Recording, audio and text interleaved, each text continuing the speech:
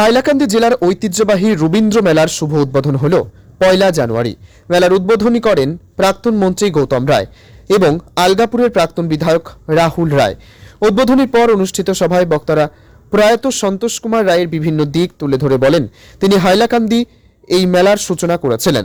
প্রাক্তন মন্ত্রী গৌতম রায় এবং আলগাপুরের প্রাক্তন বিধায়ক রাহুল রায় ছাড়া হাইলাকান্দি জেলা কংগ্রেসের সভাপতি শামসুদ্দিন বড়লস্কর, গৌতম গুপ্ত, হীরালাল দত্ত পুরকায়স্থ সহ অন্যান্যরা। হাইলাকান্দি থেকে গণওয়াচ প্রতিনিধির রিপোর্ট।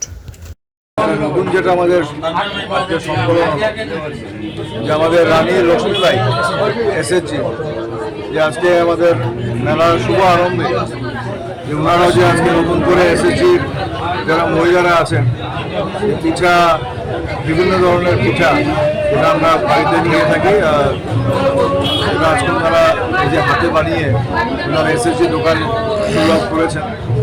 তো আগামীকাল থেকে ওনাদের দোকান শুরু হবে। তো আমরা সবাই মিলে আজকে পিঠা ওনারা খাইয়েছেন সবাইকে, খুব সুস্বাদু ছিল এবং খুব কোয়ালিটি পিঠা বানানো হয়েছে।